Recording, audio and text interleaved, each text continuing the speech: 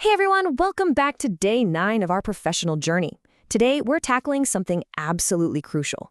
It's a concept that is literally humming quietly in the background of every single successful negotiation, every tense meeting, and every major leadership moment you'll ever have. We're talking about emotional mastery. We spend so much of our time and energy focusing on hard skills, right? We learn the new software, we master the latest project management framework, we memorize all the compliance regulations. But honestly, if you don't have control over your own internal operating system, none of those hard skills are going to save you when things inevitably go sideways. If you can actually navigate the internal landscape of your own mind, the external chaos of your career, it becomes totally manageable. It's a complete game changer in how you operate. So let's jump right in and break down how this actually works. But real quick, before we get into the weeds today, we need to do our daily community check-in. Did you actually complete the Day 8 challenge, the Manage Up with Wisdom challenge? I ask because this journey we're on, it isn't just some passive listening exercise. It's an active, daily crucible. Managing up takes a ton of tact. It takes a deep understanding of your manager's communication style and honestly, a whole lot of patience. So practicing that deliberate strategy was pretty much the perfect primer for what we're diving into today. If you tackled it, awesome. You are already exactly in the right headspace. Now, if you haven't completed it, or hey, if you're just joining us for the very first time right now, don't stress it at all. You can easily catch up on Day 8 and all our other foundational challenges right over on our TransEd Consulting YouTube channel. The skills we're building in this explainer series stack sequentially. Every single lesson reinforces the last one. So we are building a truly resilient professional profile step by step. Go ahead and bookmark the channel so you can circle back later, but for right now, let's keep today's momentum rolling. Okay, let's move right into the core of today's explainer, the illusion of workplace control. We log on to our virtual workspaces or walk into the office operating under this deeply flawed assumption that we can basically command everything around us. And we do it because craving control is human. It makes us feel secure. We kind of trick ourselves into thinking we can perfectly dictate project timelines or force vendors to deliver on time or somehow control a colleague's passive-aggressive mood during the morning stand-up. But the hard truth we pulled from our source material is simply this. You absolutely cannot control every situation at work. Actually, scratch that. Unpredictability is pretty much the only true constant in any complex professional environment. So your professional reality really boils down into two very distinct buckets. First, you've got the stuff you absolutely cannot control. The sudden panicked emails from an anxious client, shifting project scopes, abrupt leadership changes, or, your Wi-Fi deciding to completely crash right before a massive presentation. It's just a chaotic mess of external variables. But then on the flip side, you have your ultimate power center, how you respond. This is a strict, unyielding dichotomy. Look, you might not be able to stop a manufactured hair-on-fire crisis from landing on your desk at 4:55 p.m. on a Friday. No way. But you have 100% jurisdiction over the energy, the attitude, and the specific actions you take in the exact moments that follow. And understanding that dichotomy completely redefines a concept we deal with all the time at work: pressure. We hear pressure used as a built-in excuse all the time, don't we? People say things like, well, I snapped at the marketing team because I was under a lot of pressure, or the project completely fell apart because the pressure was just way too high. But here is the reality check we all need. Pressure doesn't create your professional character, it reveals it. Think about it like a giant sponge.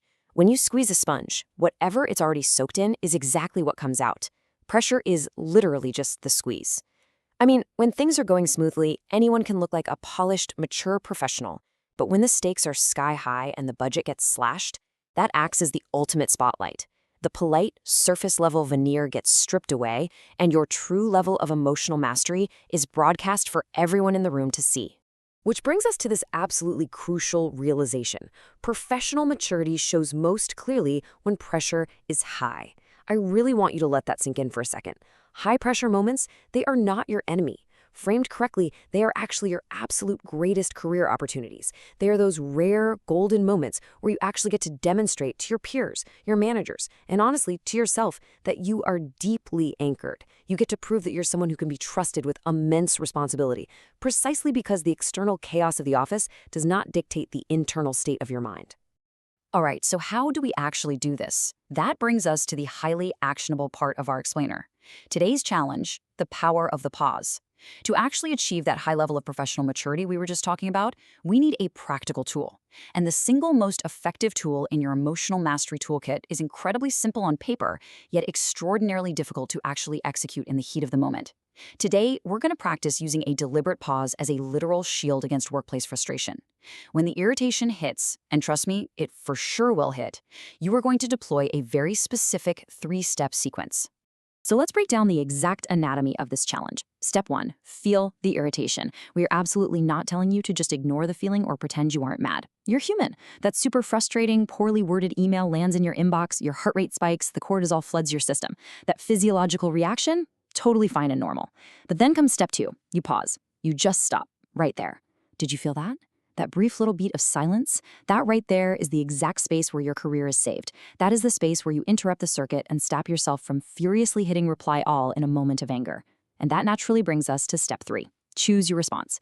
Because you actually took that deliberate pause, you allowed your nervous system to settle just enough to get your cognitive bandwidth back online. Now you can step back, evaluate the whole situation strategically, and act in a way that actually serves your long-term goals. See, there is a massive fundamental difference between simply reacting and deliberately choosing your response. Reacting, it's a fast, messy, primal instinct. It's basically your lizard brain taking the wheel, desperately trying to protect your ego in the short term, and usually torching your professional reputation in the process. It's lashing out, it's firing off that angry Slack message, or getting super defensive during a feedback meeting.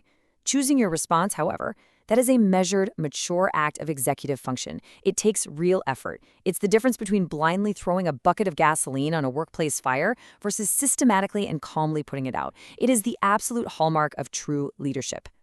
So, as we wrap up today's explainer, I want to leave you with a very direct personal challenge. Will you let pressure control you today, or will you actively choose your response? The very next time you feel that familiar surge of workplace irritation, and hey, maybe it happens in 10 minutes on your next Zoom call, or maybe it happens tomorrow morning sitting in traffic, I want you to remember this dichotomy of control.